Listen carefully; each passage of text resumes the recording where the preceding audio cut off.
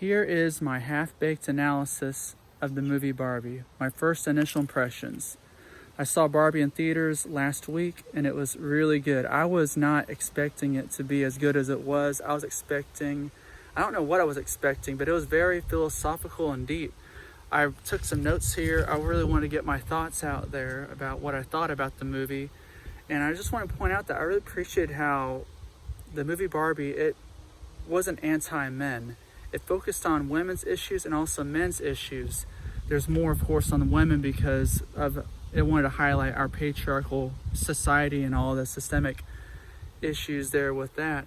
And it's also a movie about Barbie too. So I really liked how it touched on Ken's issues too, that Ken was left out alone.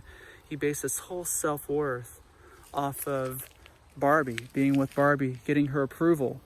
And I feel like this ties in today with men here today too, and also women. You know, women, their value is tied into reproductivity of wifehood and motherhood, unfortunately, sad as it is.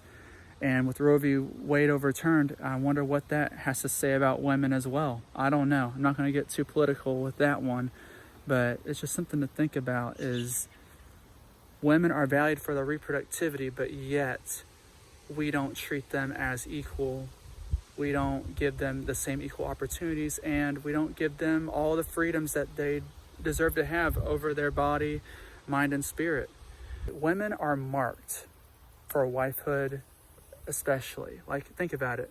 The Miss and Mrs. That's a way that we mark women for single or like being available is Miss or Mrs. There is nothing that denotes anything for men, whether they're married or not. It's only for women. Why is that? That's an interesting thought. I think it's just to really mark women for single, married, and it puts pressures on women too to have that title of Mrs. Another thing with men's that I wish it would have focused on is that men typically have a struggle they struggle with isolation, with loneliness, with losing your V card. There's a lot of pressures for men on that, and really this virginity thing is just a whole bunch of crap. I'll just say it like that. It's a whole bunch of crap, because why does it matter the body count, or why does it matter if you lose your virginity? Like, what matters is really loving somebody, and to qualify to be a man, you have to lose your V card to get your man card, reach manhood. And it's just toxic masculinity there. Six-pack abs, big guns, big like genitals down there. Like, there's a lot of stuff that goes into it. And if you don't have any of that package, like any of the six-pack and the muscles and the big gift down there, like if you don't have any of that, then your sense of worth as a man is limited. It's decreased in value. I just want to touch on that, is that men, we're told, don't be weak, be a man, be strong, have discipline, get muscles, don't show your emotions, don't cry. We are told all this stuff. Like, we think that's what women want. That's what we think that will make us attractive, but it's not at the end of the day. I don't know if women have that same issue or not. Ladies, you can always let me know in the comments section down below, or voice your own input. Another thing that I liked about the movie was that Barbie was meditating to find the answer. There's a scene where Barbie was trying to figure out what to do, but Ken was in the way. Ken was being Ken, just obnoxious and annoying, trying to get her attention, get her approval, just try to be useful of some sort to her. But she told him to go do his own thing, and she meditated to find the answer. I liked how it focused on her finding the answer within without needing a man's help to do that. That was awesome. I didn't see any fat or bigger women. I didn't see, it was all skinny women Barbies in that Barbie movie, which makes sense because I don't really see much of that representation. There was also less LGBTQ like examples of Barbies. There's no like LGBTQ Barbies at all in the film, at least from my memory. I think I might have overlooked it. I don't really think so. I didn't see any, it didn't make it really explicit, and that's the thing. They didn't really make it explicit, like, oh yes, they had that in there. They could have had that in there more just to show that, and that would have been an interesting twist too, is if Barbie, so spoiler, Barbie doesn't, she ends up friend-zoning Ken, but that would be interesting if they made it to where Barbie was lesbian or bisexual and ended up being with another woman Barbie. That would have been an interesting take. There was a cool quote that Barbie said, and it was, I don't want to be the thing that's made. I want to be the idea that creates it. And it's just so beautiful. Like, I'm just letting that sit in. She wants that autonomy, that freedom to share her ideas with the world because she wants purpose. Barbie's purpose was to be an empowering symbol for women, but it backfired to where she thought she was inspiring women, but what she was really doing was raising the standards so high, so unrealistic, that many women were having eating disorders over that, and it further increased the sexualization of women by men and also by women too, them seeing themselves as they're needing to look this pretty, or otherwise their value as a woman isn't there, because women's value, at least how they're brainwashed, is physical appearance and reproductivity. That's it. Men don't have those things forced upon us. We have different issues, such as we have to earn our way to do a lot of things. We have to make the first move, right?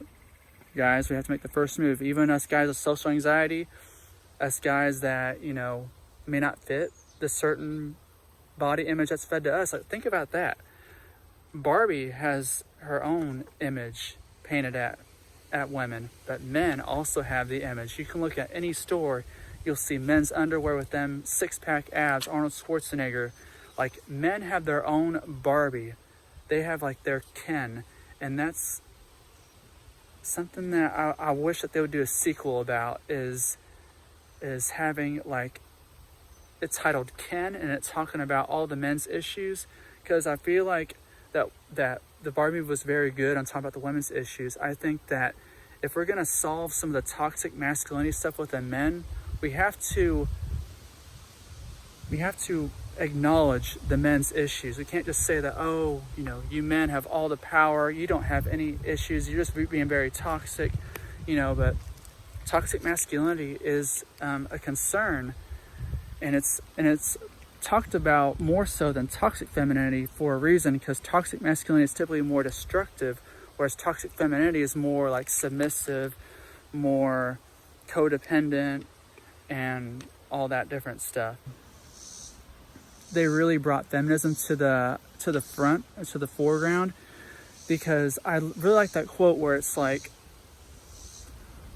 women, it's so hard to be a woman. Like, we have to be extraordinary, but somehow we are always doing it wrong. I liked America's whole monologue quote about that, and I think a lot of that's so true, that like we have to speak up for men, but at the same time, we can't. If we speak it too loudly, then we'll be called the B word, and we have to speak it for men's actions. And it's like, yeah, I totally get that. And women have to turn themselves into knots just to please other women and men. But I also feel like that they need to have a sequel of Ken to show that men are also turned into knots too, because we're told to be nice guys, be respectful to women, but also don't be an asshole, but also be a little bit confident, be a little bit dominant, but be nice. But then again, I'm not sure if this is true, but I just hear that nice guys always finish last, and that men were supposed to be, what's placed upon us that we have to be the first move. We have to be the leader in the relationship. We have to do all this stuff. And it's like, it's something interesting. If feminism is about equality of both genders, like, would that mean that you both make the moves? Like, why is it expected for men to always make the moves? And that's something that I've always wondered as a kid, is why does the man always have to ask the woman out? Why can't the woman? And that's probably because she'll be called the S word, the slut. She'll be called a slut if she makes advances on men, which that's also an issue too. Yeah, it's so twisted around. It's so cyclical. Like men's issues are women's issues, and women's issues are men's issues. Thoughts on that. I also liked how ageism was approached in Barbie. It was really amazing how they introduced, this is probably the first time Barbie's ever seen an old woman, and they portrayed her as very wise, very kind. They didn't portray her as like weak, frail. They portrayed her as wise, kind. And one of the quotes I really liked was that one of the Kens said after the fight was done was that we fight because we do not know who we are. And that just really, that was really deep, because the Kens did not know who they were at all, because everything about them was based off of the Barbies. That's what it was all about. And so that was where Ken had that realization that he is Kenneth, and that Barbie didn't want to have any romantic relationships with him at all going forward, and that he learned how to find himself without needing Barbie, without needing her love. The last thing is the last scene, you know, it was weird. She was going to her gynecology appointment, but she was like dressed like it was a job interview. It was just so weird, but it was so enjoyable. Like, I kind of laughed because I was like, I thought she was going to a job interview, but no, she was going to a gynecology appointment. I don't know why that was funny, but it just wasn't expected. It just threw me a curveball. The main takeaway I want y'all to have is that Barbie touched on a lot of great issues that both men and women face, and that they're both tied in together. The patriarchy, you know, it's all about men being dominant, but the matriarchy, like, I want people to understand that the matriarchy is not about women ruling the society. It's more about the equality, because women are about equality. They're not about ruling, because ruling is a masculine kind of thing. It's the masculine energy of men dominating. But women-led societies, I feel like, are more about equality and sharing all the resources across all genders. So I hope this was helpful, entertaining, I don't know. But I just thought I'd just get all my thoughts about that. And I really must make a part 2, because I feel like I need to talk more about all the stuff that I was talking about. Well, you have a wonderful day. Stay wise.